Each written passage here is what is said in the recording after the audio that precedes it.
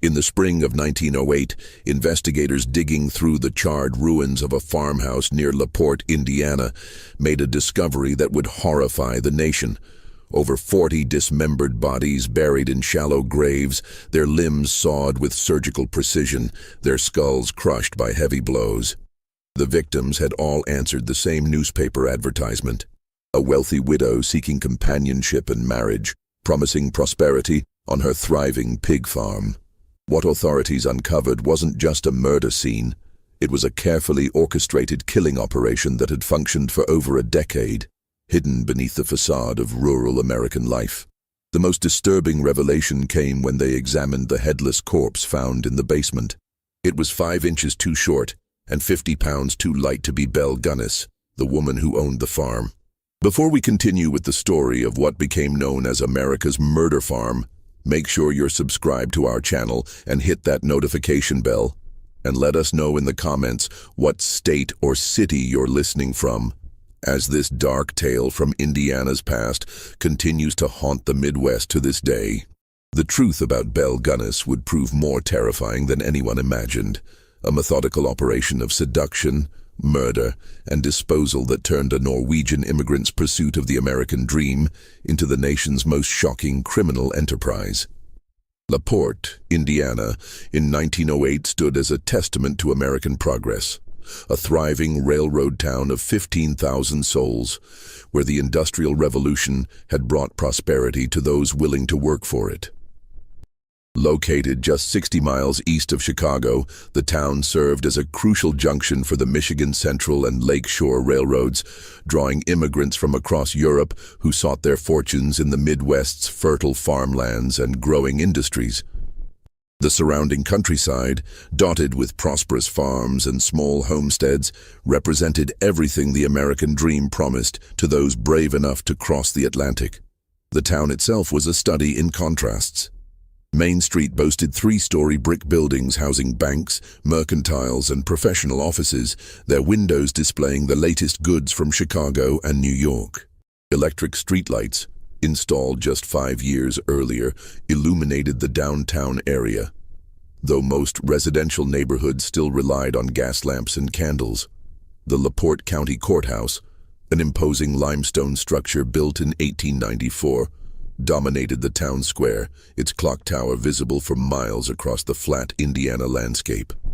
Around it, a growing collection of businesses served the needs of both townspeople and the farmers who traveled in weekly to sell their produce and purchase supplies. The social fabric of LaPorte reflected the complexity of turn-of-the-century America. Established American families, many tracing their roots to the original settlers of the 1830s, controlled the banks, newspapers, and major businesses. But the real energy came from the immigrant communities, Germans who had fled political upheaval in their homeland, Irish escaping poverty and famine, and increasingly Scandinavians seeking land and opportunity unavailable in their crowded homelands. Each group had its own churches, social clubs, and mutual aid societies.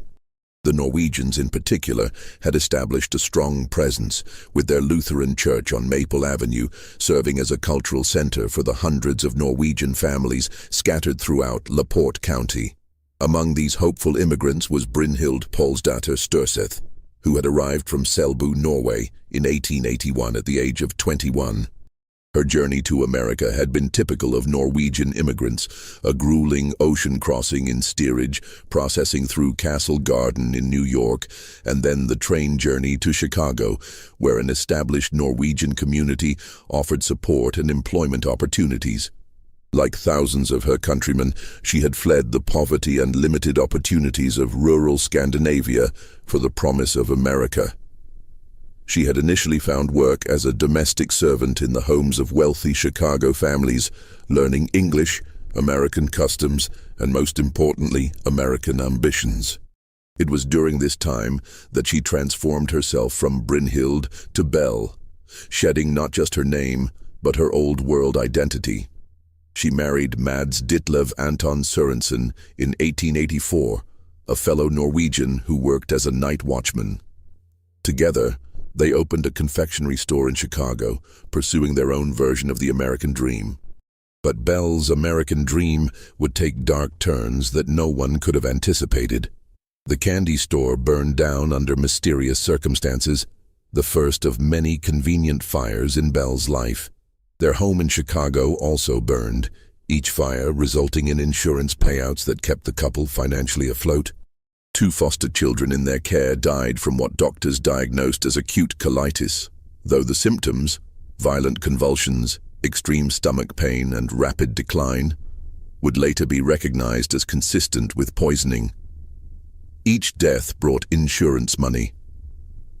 When Mads himself died on July 30th, 1900, it was on the only day his 2 life insurance policies overlapped, resulting in a double payout of $5,000, equivalent to nearly $150,000 in today's money.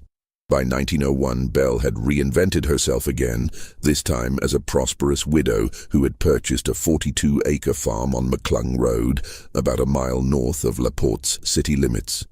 To her new neighbors, she appeared to be living proof that hard work and determination could overcome any adversity. A twice-widowed woman raising children while managing a successful pig farm. The transformation was complete, from Norwegian peasant to American landowner in just 20 years. The property itself was impressive by local standards. The 2-story brick farmhouse, painted white with green shutters, stood proudly at the end of a long dirt road, surrounded by well-maintained outbuildings including a carriage house, a substantial barn, and numerous hog pens. The house featured modern conveniences, rare in rural Indiana, indoor plumbing, a telephone connection to town, and a large basement with stone walls that stayed cool even in summer, perfect for storing preserved foods and butchered meat. The farm's location, isolated enough for privacy but close enough to town for commerce, seemed ideal for a widow seeking both independence and security. Belle had cultivated a reputation as a shrewd businesswoman who drove hard bargains at the local markets but always paid her debts promptly. She was known to appear at the Roomley Banking Company on Pine Street with rolls of bills, different denominations and conditions, as if they had come from various sources. The bank president, Harvey Darroch, would later recall that she never deposited all her money, always keeping substantial cash reserves, unusual for a farmer who might need to prove assets for equipment loans or land purchases. Her children, Myrtle and Lucy Sorensen from her first marriage, and young Philip Gunness from her second, attended the local school when weather permitted. Teachers described them as quiet, well-dressed children who kept to themselves, though some noticed they often seemed anxious, particularly when asked about visitors to their farm. Miss Margaret O'Reilly, who taught at the McClung Road School, would later testify that the children seemed burdened by secrets too heavy for their young souls. They rarely played with other children, and when they did, they never invited anyone to their home. The morning of April 28, 1908, began with an unseasonable chill that had farmers throughout LaPorte County worried about their spring plantings. Joe Maxon, the Gunness farm's hired hand, had spent the previous evening in town, returning late to his small room above the kitchen. A French-Canadian drifter who had worked for Belle for only a few weeks, Maxon had found her to be a demanding but fair employer who paid promptly and provided good meals. He had noticed strange things: the frequent visitors who disappeared, Belle's late-night activities in the basement, the strong chemical smells that sometimes permeated the house. But he had learned not to ask questions. At 4:00 a.m., Maxon woke not to his usual alarm, but to the acrid smell of smoke filling his small room. The walls around him glowed with an ominous orange light, and the crackle of flames consuming dry timber grew louder with each passing second. The smoke was thick and black, suggesting more than wood was burning. There was a chemical quality to it that burned his throat and eyes. He attempted to reach the family's bedrooms, calling out for Mrs. Gunness and the children, but the intensity of the heat drove him back. The entire main structure was already engulfed, the fire burning with an unusual ferocity that suggested accelerant had been used liberally throughout the building. The floor beneath his feet was already growing hot, and Maxon could hear the support beams cracking under the assault of the flames. He grabbed his few possessions, a spare shirt, his savings of $12 hidden in a tobacco tin, and fled through his window, sliding down the kitchen roof and dropping to the ground. The impact jarred his ankles, but adrenaline drove him forward. Looking back, he saw flames shooting 30 feet into the air, illuminating the farm buildings in a hellish orange glow. The house was completely engulfed, burning with an intensity that seemed almost supernatural. By the time Maxon had run the mile into town, his lungs burning from exertion and smoke inhalation, and roused the fire department, the farmhouse was beyond salvation. Fire Chief Francis Longworth, a veteran of 20 years who had seen everything from grain elevator fires to downtown conflagrations, would later testify that in his entire career, he had never seen a residential structure burn so completely or so quickly. The flames had been so intense that they had melted glass windows into puddles, fused metal fixtures into unrecognizable lumps, and reduced solid oak beams to ash in mere hours. The LaPorte Fire Department's horse-drawn pumper wagon arrived at 5:30 a.m., but there was little they could do except prevent the fire from spreading to the outbuildings. The barn, only 50 feet from the house, had its paint blistered and peeling from the heat, but miraculously hadn't caught fire, suggesting the blaze had been carefully contained to the main house. Neighbors from surrounding farms had gathered, forming bucket brigades to wet down the barn and carriage house, their faces grim as they realized the family couldn't have survived such an inferno. It wasn't until late afternoon, after the ruins had cooled enough for investigation, that firefighters made their grim discovery. Sheriff Albert Smutzer, who had arrived to investigate what was assumed to be a tragic accident, directed his men to search the cellar remains carefully. The basement, which had been constructed of limestone blocks, had partially survived the collapse, creating a debris-filled pit. As they cleared away the charred timbers and fallen bricks, they found 4 bodies huddled together in what had been the northeast corner of the cellar. 3 small forms were quickly identified as the Gunness children: Myrtle, age 11, Lucy, age 9, and Philip, age 5. Their bodies, while badly burned, were intact enough for identification. They appeared to have died together, perhaps huddled in terror as the fire consumed their home. But the 4th body presented an immediate mystery. It was an adult woman, but where the head should have been, there was nothing, not even fragments of skull or teeth that might have survived the fire. The body had been decapitated before the flames reached it, the cut marks on the cervical vertebrae clean and deliberate, suggesting the use of a sharp, heavy blade applied with considerable force. Dr. J. Myers, the county coroner, arrived as the sun was setting, casting long shadows across the devastated property. A methodical man who had served as coroner for 15 years, Myers immediately recognized that this was no ordinary fire death. The position of the bodies was wrong. They weren't found near doors or windows where victims typically died trying to escape. Instead, they were arranged in the cellar, almost as if they had been placed there. More troubling, the adult body showed no signs of smoke inhalation in the lung tissue that remained, suggesting death had occurred before the fire started. As news of the suspicious fire spread through LaPorte like flames through dry timber, whispers about Belle Gunness's past began to surface like bodies from shallow graves. Those who had known her longest recalled a pattern of tragedy and fortune that, in hindsight, seemed far too consistent to be coincidental. The stories, when assembled together, painted a portrait of a woman who had left a trail of death and insurance payments across 2 decades and 2 states. In Chicago, before she had become Belle Gunness of LaPorte, she had been Belle Sorensen, wife of Mads and mother to fostered children who never seemed to thrive. Caroline and Axel Sorensen, children they had taken in from a Norwegian orphanage, had both died within a year of joining the household. The symptoms, violent stomach cramps, convulsions, and rapid decline, had been attributed to colitis, though no autopsy had been performed. Each child had been insured for $1,000, substantial sums that had helped the Sorensens recover from their various business failures. The death of Mads Sorensen himself now took on new significance. July 30th, 1900, had been the only day his two life insurance policies overlapped, one expiring at midnight, the other taking effect at 12:01 a.m. Mads had died that very day, supposedly of a cerebral hemorrhage. But Dr. Charles Gillette, the first physician to examine the body, had noted symptoms consistent with strychnine poisoning: the characteristic sardonic grin, the arched back, the clenched fists. His concerns had been overruled by the family physician, Dr. Frederick Olsen, who had been treating Mads for an enlarged heart. No autopsy had been performed, and Mads had been quickly buried in Forest Home Cemetery. With the $5,000 from Mads's death, a fortune for a working-class Norwegian immigrant, Belle had moved to Laporte in 1901, purchasing the McClung Road farm from elderly widow Mattie Alderfer. Within months, she had married Peter Gunness, a Norwegian widower who worked as a butcher in town.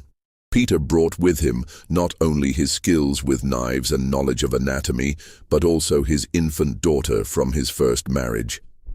The baby died within a week of coming under Belle's care, supposedly of a sudden illness that Dr. Myers, the same coroner now examining the fire victims, had found suspicious but unprovable.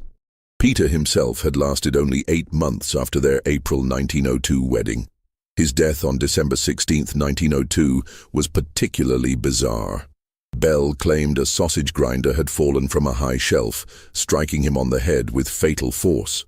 Yet neighbors who saw the body noted several inconsistencies. Wilhelm Niebergall, who had helped prepare Peter for burial, noticed that the wound didn't match such an accident. It was too clean, too deliberate, as if inflicted by a weapon rather than a falling object. There were no defensive wounds on Peter's hands, strange if he had seen the grinder falling.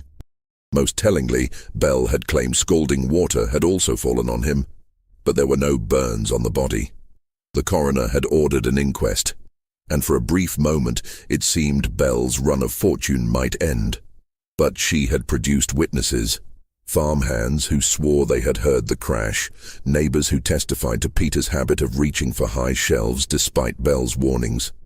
The investigation was dropped, and Belle collected another insurance payment, this one for $3,000.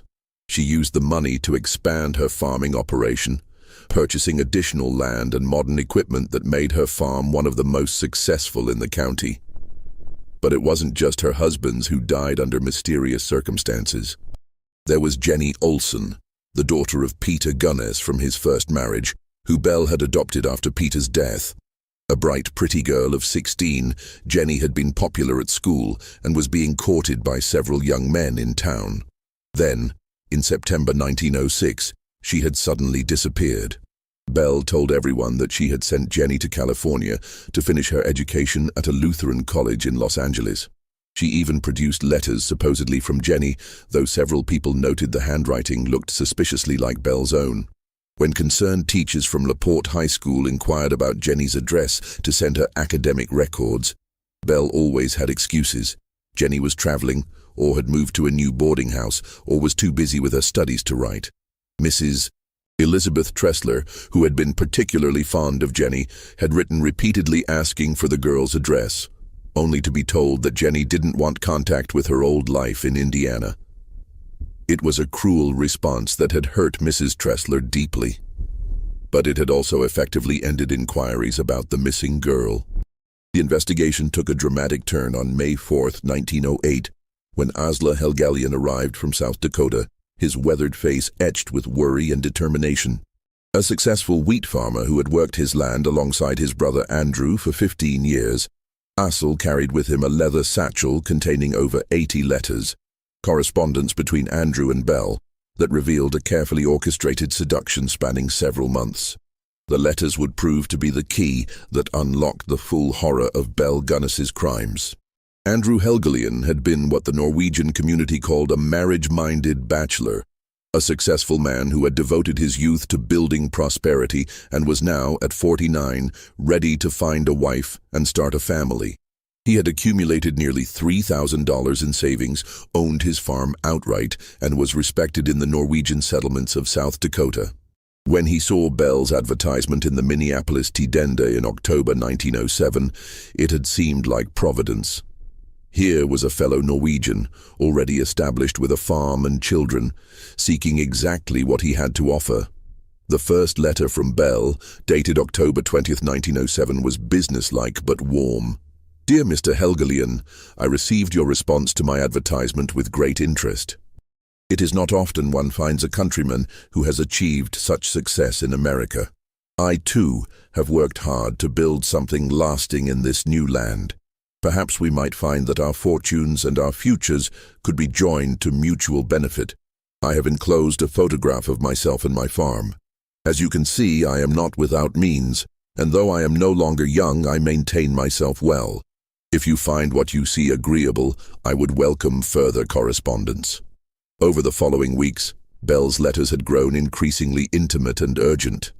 By December, she was writing, "My dear Andrew, your letters bring such light to my lonely days. The children ask constantly when Mr. Andrew will visit. I have perhaps spoken of you too often at dinner. This farm needs a man's strong hand, and this woman needs a companion who understands the value of hard work and the beauty of our Norwegian traditions. Come to me, Andrew. Come soon." The most damning letter was dated January 13th, 1908, written in Belle's distinctive hand, with its peculiar mixture of formal English and Norwegian constructions. To the dearest friend in the world. No woman in the world is happier than I am. I know that you are now to come to me and be my own. I can tell from your letters that you are the man I want. It does not take one long to tell when to like a person, and you I like better than anyone in the world, I know. Think how we will enjoy each other's company. You, the sweetest man in the whole world. We will be all alone with each other. Can you conceive of anything nicer? I think of you constantly.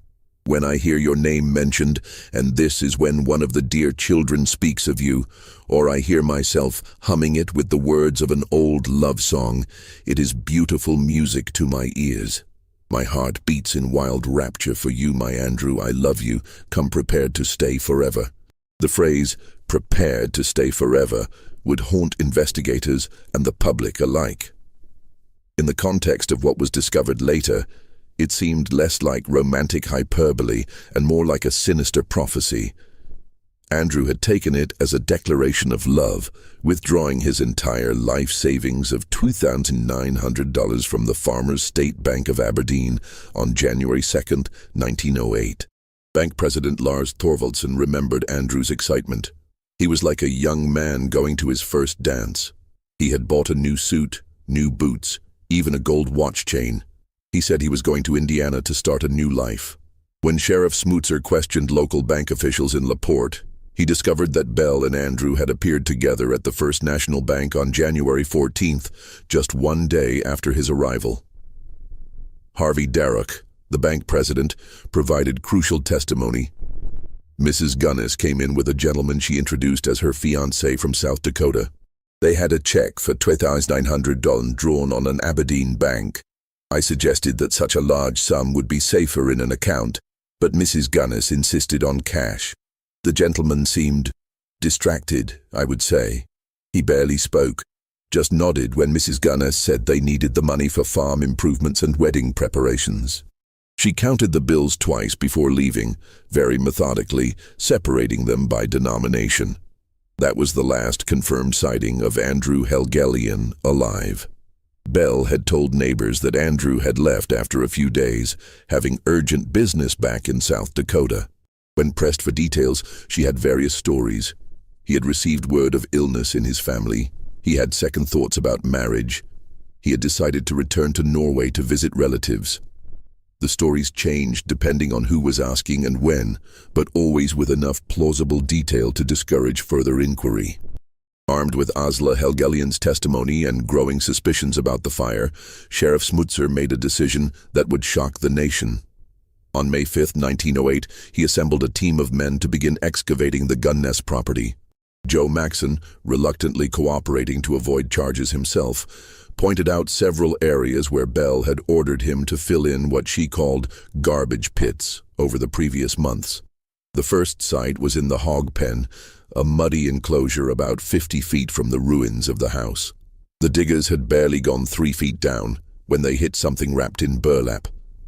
Sheriff Smutzer ordered the men to proceed carefully, and as they gradually exposed the bundle, a terrible smell arose.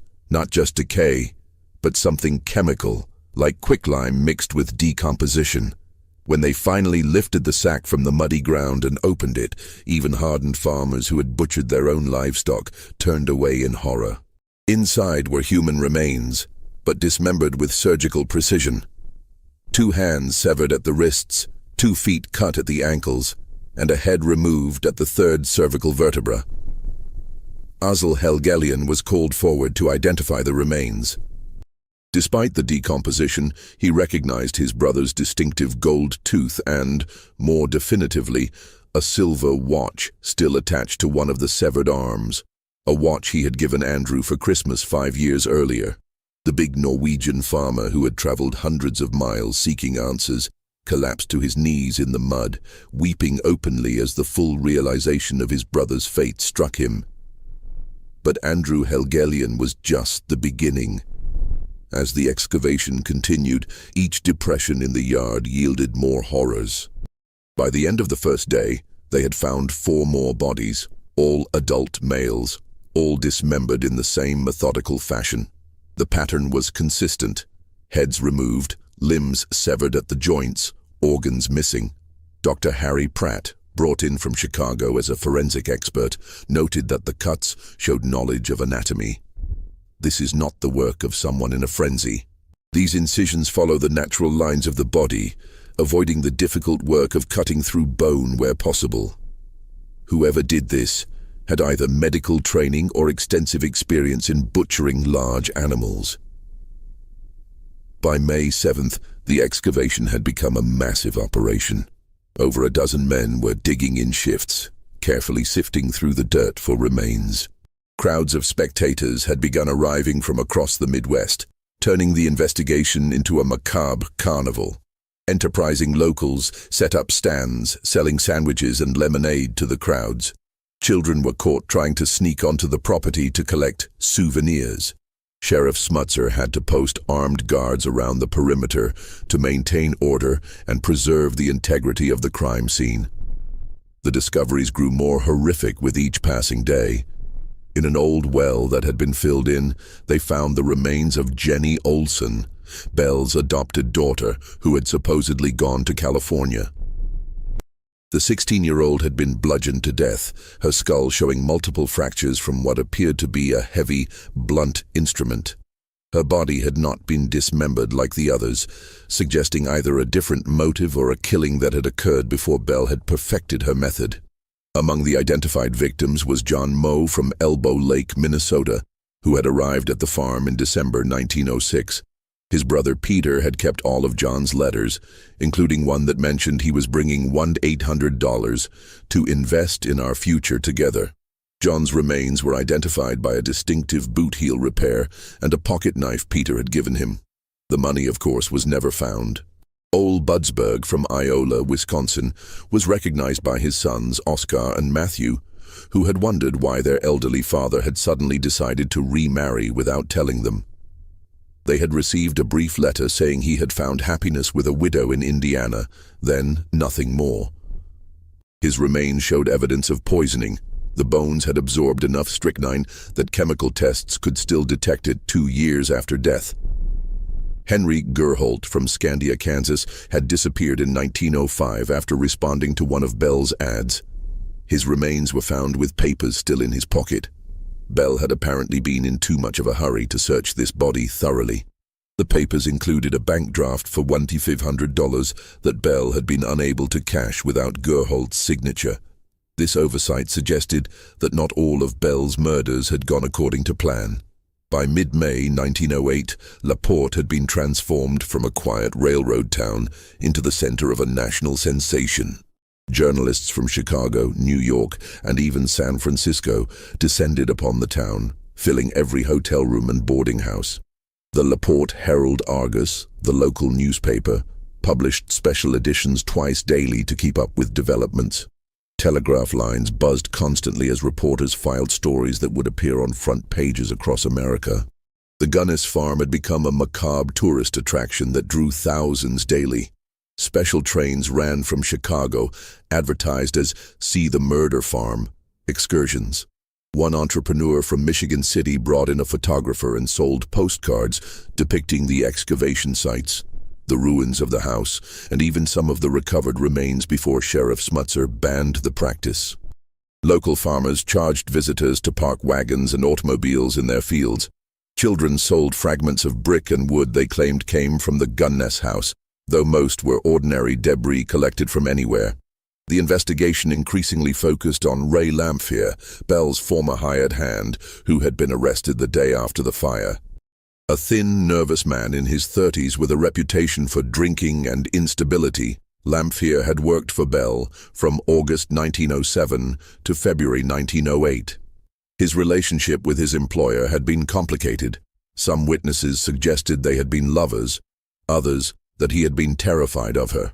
What was clear was that after Belle fired him in February, he had been heard making threats and dark insinuations about her activities. Under interrogation by Sheriff Smutzer and prosecutor Ralph Smith, Lamphere's story changed almost daily. First, he claimed to have been with Elizabeth Smith, an African-American woman who ran a boarding house on the outskirts of town, the entire night of the fire. When Mrs. Smith refuted this, saying he had left her place before midnight, he admitted to being near the farm but denied starting the fire. Then he conceded he had seen the flames, but felt no obligation to warn anyone because Belle had ruined his life. More damaging evidence emerged when police searched Lamphere's quarters at the Wheatbrook farm where he had been working. They found John Moe's overcoat, monogrammed with his initials, and Andrew Helgelian's gold watch chain. Lamphere claimed Belle had given these to him as payment for work, but could provide no witnesses to corroborate this story. They also found letters in Lamphere's possession, written in a crude attempt to disguise the handwriting, threatening Belle with exposure if she didn't pay him $500. The investigation took an unexpected turn when Dr. Louis Schultz, a prominent Laporte dentist, came forward with a startling claim. He announced that he had created distinctive gold bridgework for Belle Gunness just 6 months earlier and could identify it precisely. Miraculously, within hours of this announcement, Sheriff Smutzer's men discovered this exact bridgework in the ashes of the house, despite previous thorough searches finding nothing. The discovery of the bridgework was immediately controversial.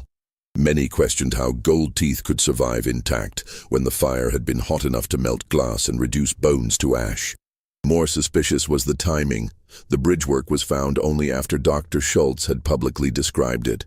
Several witnesses, including Deputy Sheriff William Anstis, reported seeing someone matching Schultz's description near the ruins early that morning, before the official discovery. New witnesses emerged daily with stories about Belle's activities. Elnora Laphook, who had worked as a domestic servant for Belle from 1905 to 1906, provided chilling testimony about life inside the Gunness household.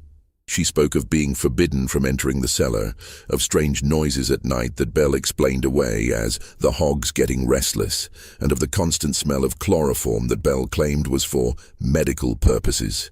She recalled male visitors arriving with luggage and hope in their eyes, then disappearing without explanation, their belongings absorbed into the household as if they had never existed. Mrs. Gunness would serve these men elaborate meals, Elnora testified. She was proud of her Norwegian cooking, fish soup, meat pudding, sweet cakes. The men always seemed drowsy afterward, sometimes barely able to keep their eyes open.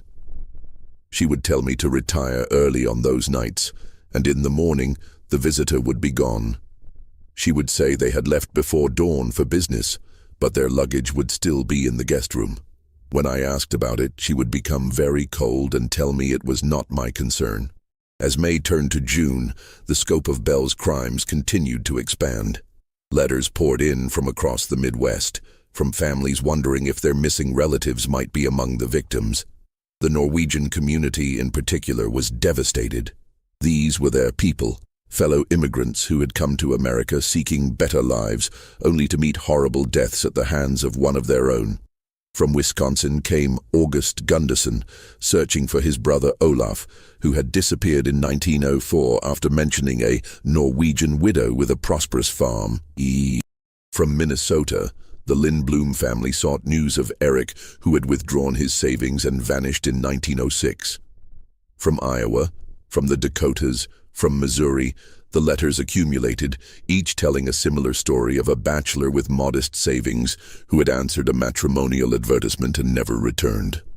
Sheriff Smutzer established a makeshift identification bureau, bringing in experts from Chicago to help match remains with missing persons reports. They used everything available: dental records, though few immigrants had them, distinctive clothing, personal effects, even the analysis of bones to determine age and origin. The process was painstaking and often inconclusive. Many bodies were too decomposed or dismembered to identify positively. Among the confirmed victims was Tunnez Tony Lean from Rushford, Minnesota, identified by a distinctive ring his sister recognized. He had brought $200 to Belle in 1906. George Anderson from Tarkio, Missouri, was identified by a malformed foot bone from a childhood injury. He had arrived at the farm with $3,000 in 1905. Olaf Svenherud from Chicago had come with $2,000 in March 1907. Each identification represented not just a murder, but a family's savings, a lifetime of work stolen along with life itself. The pattern of Belle's operation became clearer with each victim identified. She had been remarkably systematic in her target selection. The men were invariably Norwegian bachelors between 40 and 60 years old, successful enough to have accumulated savings, but without close family ties in America. They were men who could disappear without immediate alarm being raised, whose absence might not be noticed for months or even years. Belle had also been careful about geography, never taking too many victims from one area. Her advertisements appeared in Norwegian-language newspapers across the Midwest, but she rotated them, never running the same ad in the same paper for more than a few weeks. When families did inquire about missing relatives, she had ready explanations. They had returned to Norway, gone to Alaska for gold, or decided to try their luck in California. The investigation revealed that Belle had maintained extensive correspondence with multiple victims simultaneously. In a trunk recovered from the ruins, investigators found carbon copies of letters she had sent. She had been using carbon paper to keep track of her lies to different men. The letters showed a remarkable ability to tailor her approach to each victim. To religious men, she quoted scripture and spoke of finding a godly companion. To those who mentioned loneliness, she wrote of warm fires and loving family meals. To those who boasted of their savings, she hinted at business opportunities and land expansion. As summer progressed, the legal case against Ray Lamphere was building, though it was far from airtight. Prosecutor Ralph Smith faced a peculiar challenge. He was trying to convict Lamphere of murdering Belle Gunness, but couldn't prove Belle Gunness was actually dead. The headless corpse found in the basement remained unidentified, despite the suspicious discovery of the bridgework. Lamphere's defense team, led by former Judge Wirt Worden, had begun constructing an alternative narrative that was both sensational and disturbingly plausible. They argued that Belle Gunness was alive, that she had orchestrated her own disappearance by murdering a substitute victim and her own children to cover her escape. The defense had hired their own investigators who were uncovering evidence that supported this theory. Elmira Studebaker, a neighbor who lived half a mile from the Gunness farm, came forward with testimony that would prove crucial. On the night of April 27th, hours before the fire, she had been unable to sleep due to a sick child. Looking out her window around midnight, she had seen a heavily loaded wagon leaving the Gunness property. The wagon was driven by a woman matching Belle's description, tall, broad-shouldered, wearing a heavy veil despite the darkness. A man who wasn't Lamphere sat beside her. The wagon had headed toward Stillwell, where the railroad depot offered connections to Chicago and beyond. William Clifford, the night station agent at Stillwell, corroborated part of this story. He remembered a woman purchasing a ticket to Chicago on the early morning train of April 28th, just hours before the fire. She had been heavily veiled and carried several large carpet bags. She paid in cash, crisp bills that seemed fresh from a bank. When asked if she needed help with her luggage, she had declined in accented English, her voice low and controlled. Clifford couldn't positively identify her as Belle, but the timing and circumstances were suspicious. Meanwhile, Lamphere's behavior in jail was increasingly erratic. He would alternate between proclaiming his innocence and hinting at dark knowledge about Belle's crimes. To his cellmate, Harry Myers, he confided fragments of a larger story. Mentions of chloroform, of bodies buried at night, of Belle's strength in carrying corpses to the cellar. But when pressed for details by authorities, he would retreat into sullen silence or contradictory accounts. The defense team uncovered more evidence suggesting Belle had planned her escape carefully. In the weeks before the fire, she had liquidated many assets. She had sold livestock below market value, telling buyers she was planning to focus on grain farming. She had withdrawn large sums from her bank accounts, explaining she needed cash for spring planting. She had even visited her lawyer, Melvin Leleater, to update her will, leaving everything to her children. Children she would soon murder if the prosecution's theory was correct. Most damning was the testimony of Charles Edwardson, a Norwegian immigrant who worked as a clerk at the Roomley banking company. He swore that on April 27th, the day before the fire, Belle had come to the bank with a large amount of gold certificates and bonds, converting them all to cash. The amount was staggering, over $30,000 by his estimate. When bank president Harvey Darroch had questioned the wisdom of carrying such a sum in cash, Belle had replied, "Sometimes a woman must be prepared for sudden changes in fortune." The prosecution scrambled to counter this narrative. They brought in Dr. Walter Haynes, a forensic expert from Chicago, who testified that the remains found in the basement, while headless, showed distinctive scarring on the torso consistent with Belle's known medical history. She had suffered burns as a child in Norway that left permanent marks. But the defense's medical expert, Dr. Augustus Knab, disputed this, arguing the scarring could have been caused by the fire itself. The trial of Ray Lamphere began on November 9, 1908, in a packed LaPorte County courthouse. People had begun gathering outside the courthouse at dawn, hoping to secure one of the limited seats in the courtroom. Judge John Richter, a stern German-American known for maintaining strict order, had to station extra bailiffs to control the crowds. Journalists from major newspapers across the country filled an entire section, their telegraph operators standing ready to flash updates to eager readers nationwide. Prosecutor Ralph Smith opened with a dramatic presentation that painted Lamphere as a jealous accomplice turned murderer. He argued that Lamphere, having helped Belle dispose of numerous victims, had become a liability she sought to eliminate. When she fired him and threatened to have him committed to an insane asylum, he had snapped, returning in the early hours of April 28th to exact his revenge by burning the house with Belle and her children inside. Smith presented witness after witness who placed Lamphere near the farm on the night of the fire. John Soliem, a Hungarian immigrant who worked at a nearby farm, testified he had seen Lamphere running from the direction of the Gunness property around 3:30 a.m., shortly before the fire was discovered. Elizabeth Smith, despite being Lamphere's sometime lover, admitted under oath that he had left her house before midnight and returned after 4 a.m., agitated and smelling of kerosene. The physical evidence was compelling. The prosecution displayed John Moe's overcoat and Andrew Helgelian's watch, found in Lamphere's possession. They brought in chemists who testified that traces of kerosene found on Lamphere's boots matched the type sold at Dickinson's General Store, where Belle had purchased 5 gallons the day before the fire. They even produced a witness, Daniel Hudson, who claimed Lamphere had drunkenly confessed to him, "I fixed Belle good, she won't be cutting up any more men."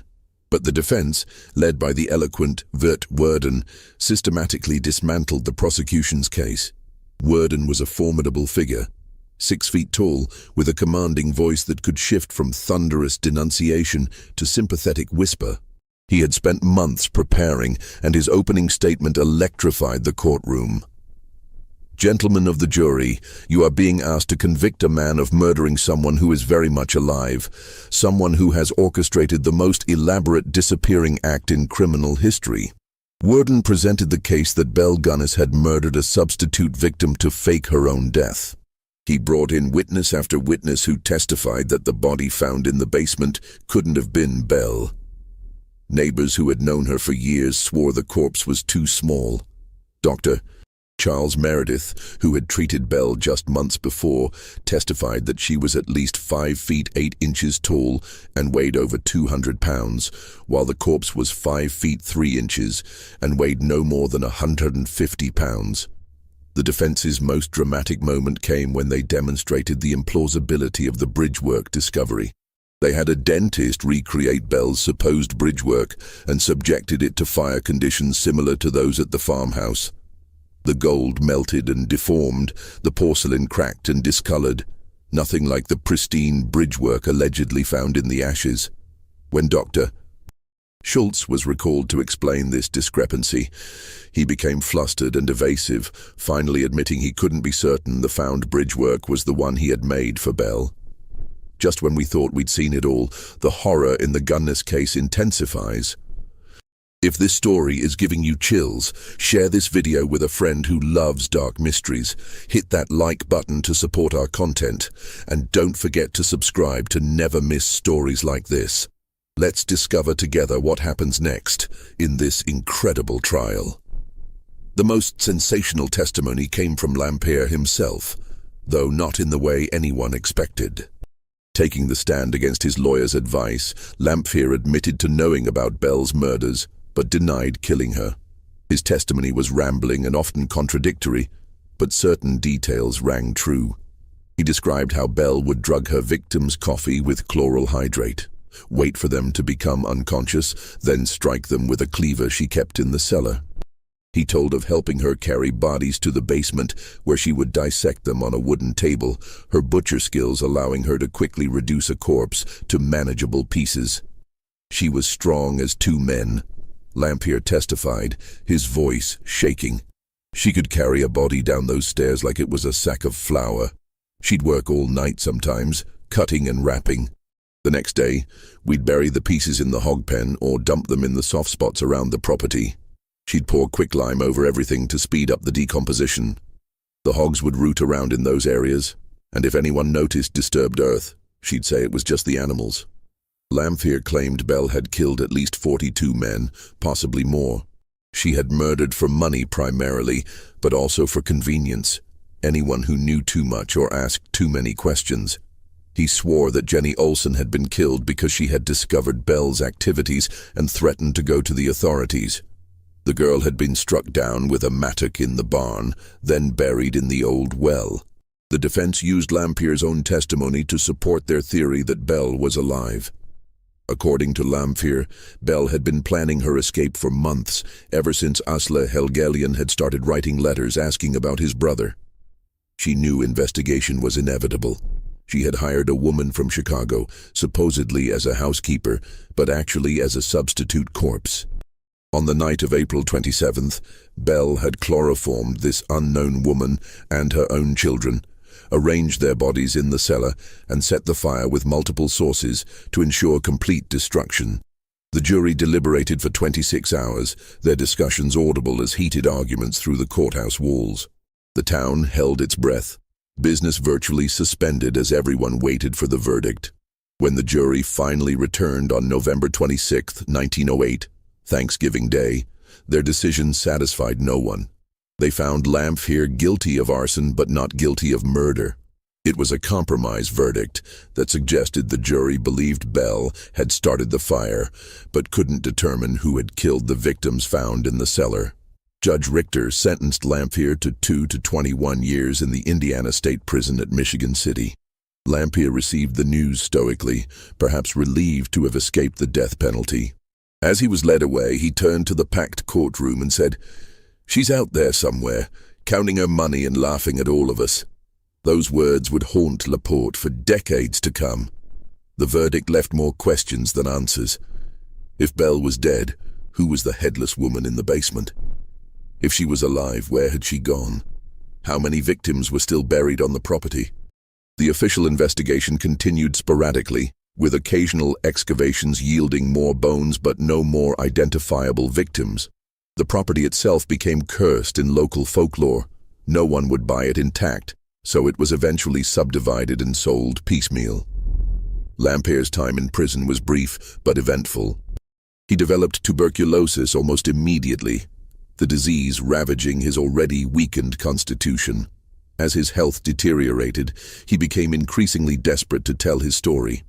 He wrote rambling letters to newspapers, made statements to guards, and finally, in December 1909, made a detailed confession to Reverend Edwin Shell, the Methodist minister who had been providing him spiritual comfort. On December 30th, 1909, Ray Lamphere died in the prison hospital, his body racked by tuberculosis. But before his death, he had made a full confession to Reverend Shell, who struggled with whether to make it public.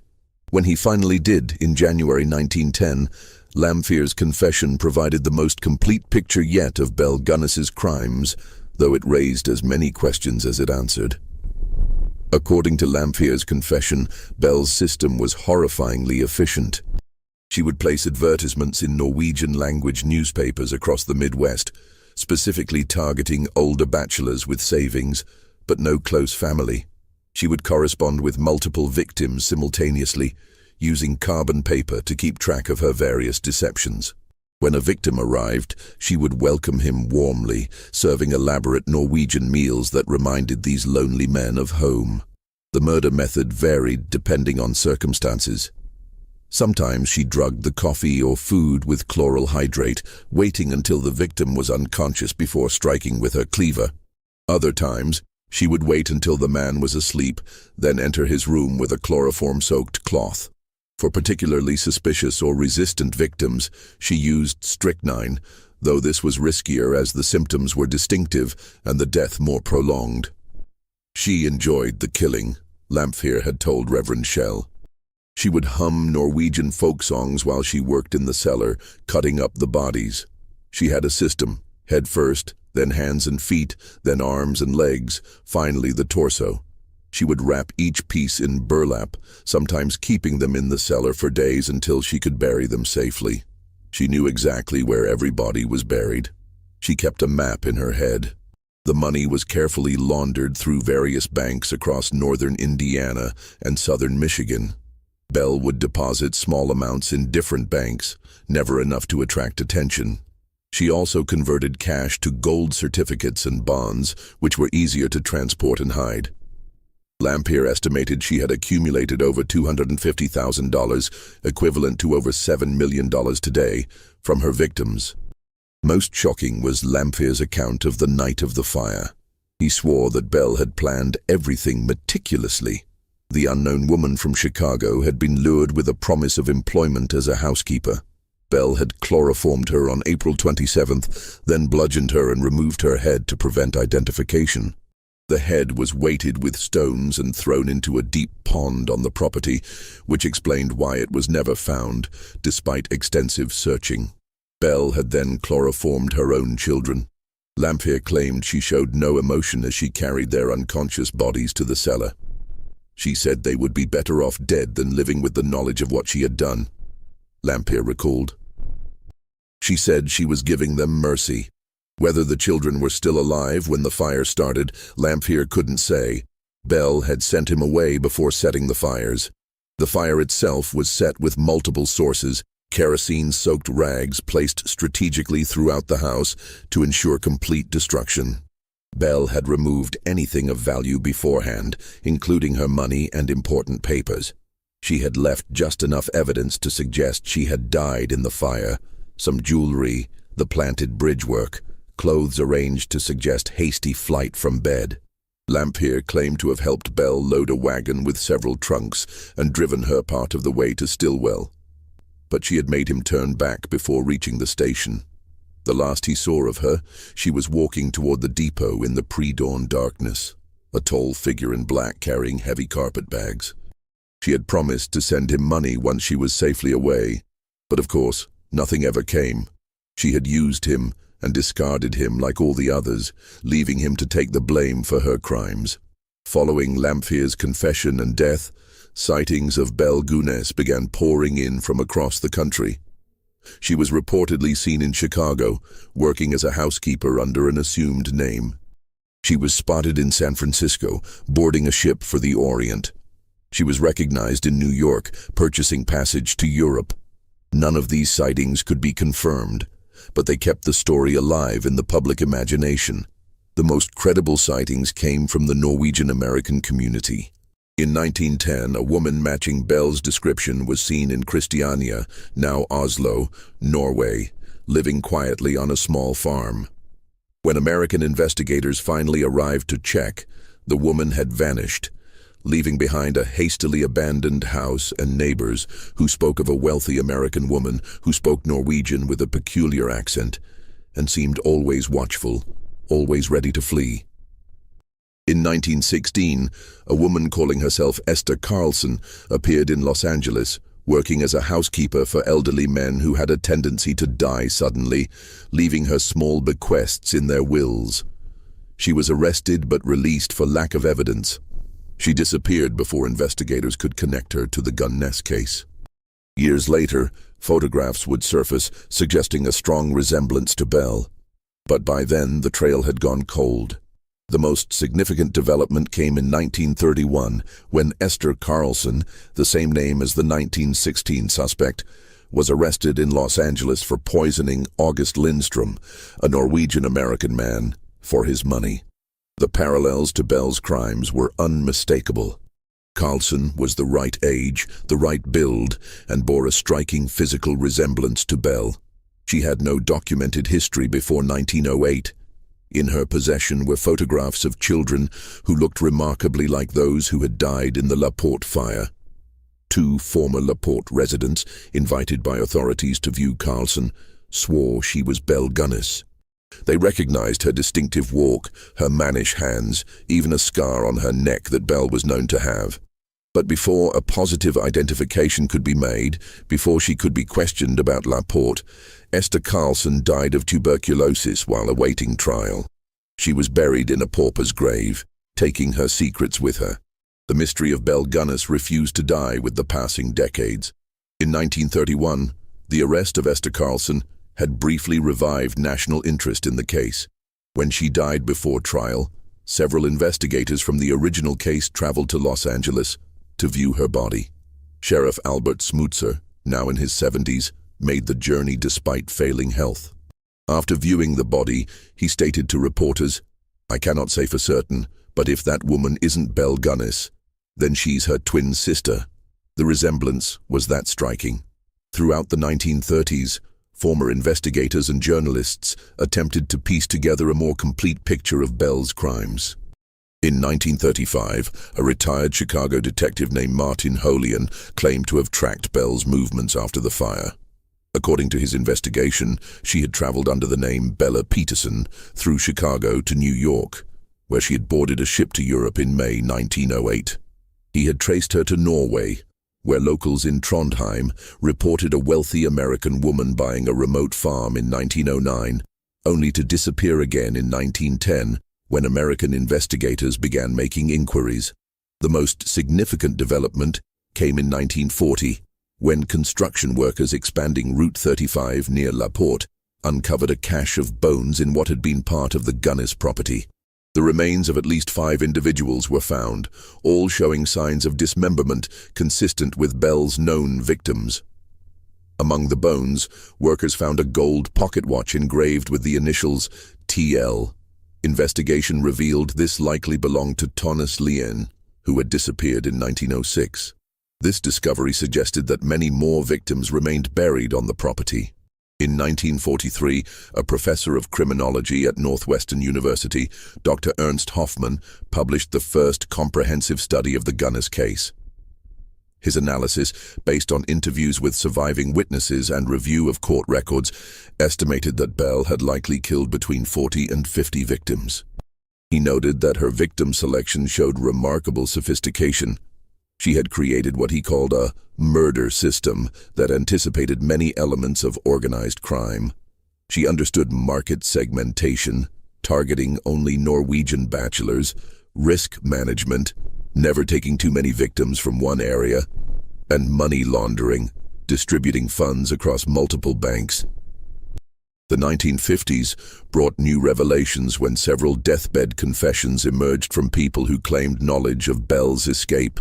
In 1952, a woman named Martha Steinbach, dying in a Chicago hospital, claimed she had been hired by Belle in April 1908 to provide a corpse.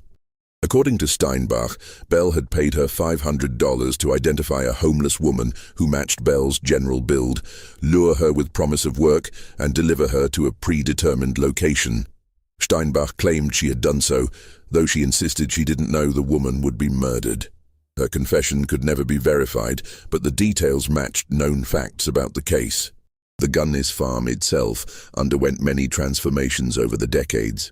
The property was subdivided in the 1920s, with parts sold to different owners who tried to escape its dark history. But the land seemed cursed. Crops failed, animals sickened, and families who lived there reported strange occurrences. Not supernatural events, but practical reminders of the past. Bones surfacing after heavy rains, depressions in the earth where bodies had been buried, the occasional discovery of a corroded piece of jewelry or button in the garden soil. By the 1950s, most of the original Gunness property had been developed into small residential plots, but the discoveries continued. Every few years, construction or gardening would unearth more bones, more remnants of Belle's victims. The local authorities eventually stopped investigating each discovery. After 40 years, there was no hope of identification, and the bones were simply reinterred in a potter's field reserved for the unknown victims of the Gunness farm. The LaPorte County Historical Society Museum maintains the most comprehensive collection of Gunness artifacts and documents. The exhibit includes photographs of Belle and her victims, letters she wrote to lure men to their deaths, and even some of the physical evidence from the investigation. The museum's guest book shows visitors from around the world, drawn by fascination with one of America's most prolific serial killers. Among the most chilling exhibits are Belle's letters to Andrew Helgelien, displayed alongside his responses. Reading them in sequence, knowing the outcome, is a heartbreaking journey through manipulation and murder. Andrew's letters show a lonely man finding hope in Belle's promises, planning a future that would end in a shallow grave. His final letter, written the day before he left for LaPorte, ends with, "I go to you with joy in my heart and trust in our future together." By the time you read this, I will be on my way to begin our new life. The impact on the Norwegian-American community was profound and lasting. The Gunness case reinforced negative stereotypes about immigrants and created a climate of suspicion within the community itself. Norwegian bachelor farmers became objects of pity and suspicion, potential victims or potential predators. The community newspapers that had carried Belle's advertisements implemented new policies, requiring verification of advertisers' identities and warning readers about matrimonial frauds. Modern criminal profilers who have studied the case note that Belle Gunness was decades ahead of her time in terms of criminal sophistication. She understood the value of selecting victims who wouldn't be immediately missed, of varying her hunting grounds to avoid pattern detection, and of maintaining a respectable facade that deflected suspicion. She pioneered techniques that would later be seen in other serial killers. The use of personal ads to lure victims, the exploitation of immigrant communities, the systematic disposal of bodies. The question of Belle's ultimate fate remains one of criminology's great unsolved mysteries. The evidence strongly suggests she escaped the fire and lived for years afterward under an assumed identity. The Esther Carlson connection, while never definitively proven, is compelling.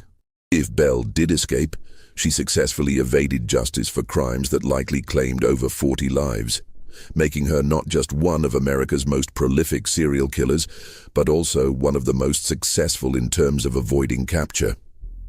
Modern criminal profilers who have studied the case note that Belle Gunness was decades ahead of her time in terms of criminal sophistication. She understood the value of selecting victims who wouldn't be immediately missed, of varying her hunting grounds to avoid pattern detection, and of maintaining a respectable facade that deflected suspicion. She pioneered techniques that would later be seen in other serial killers: the use of personal ads to lure victims, the exploitation of immigrant communities, the systematic disposal of bodies. By the mid-1950s, the site of the Gunness farm had been completely transformed, covered by modest homes and small gardens. The new residents occasionally reminded of their property's dark history when true crime enthusiasts came seeking the location of America's murder farm. Some homeowners reported finding old bones while gardening, usually dismissed as animal remains, though doubt always lingered. The local historical society occasionally received calls from people who think they've found something significant, though nothing was definitively linked to Belle's victims after the 1940 road construction discoveries. The psychological impact of the Gunness case extended far beyond LaPorte. It challenged fundamental assumptions about gender and violence in American society. The idea that a woman could be capable of such systematic, cold-blooded murder for profit was so disturbing that many preferred to believe she had male accomplices who did the actual killing. Even today, some researchers argue that Belle couldn't have physically managed the murders and disposals alone, though the evidence suggests otherwise. Belle Gunness also changed how Americans thought about rural safety. The farm, that symbol of American wholesome values and honest work, had been transformed into a slaughterhouse. The widow, traditionally an object of sympathy and protection, had become a predator. The immigrant success story had become a nightmare. These inversions of expected social roles created a lasting unease that influenced American popular culture for generations. Law enforcement learned crucial lessons from the Gunness case. The investigation highlighted the need for better communication between jurisdictions, more systematic missing persons tracking, and improved forensic techniques. The bungling of evidence at the crime scene led to reforms in how mass murder sites were processed. The case also demonstrated the vulnerability of immigrant communities and the need for better protection of isolated individuals who might fall prey to predators. The influence of the Gunness case on popular culture has been enormous. She has been the subject of numerous books, films, documentaries, and even a musical. The image of the Black Widow killer, a woman who murders husbands or suitors for money, became a staple of crime fiction.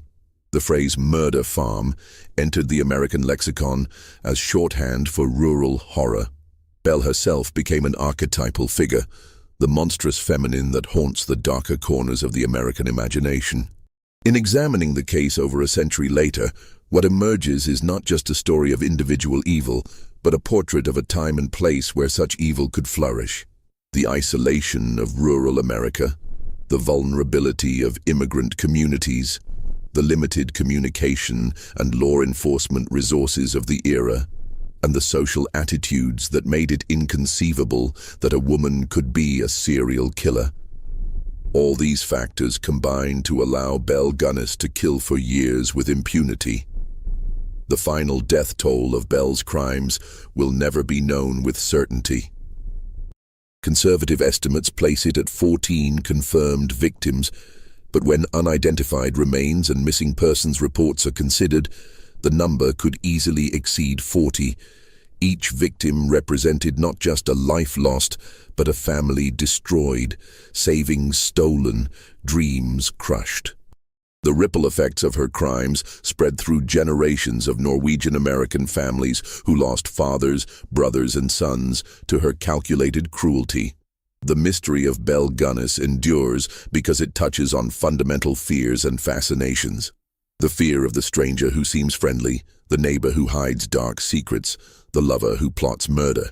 The fascination with someone who could kill without conscience, who could murder their own children to facilitate escape, who could view human life purely in terms of monetary value.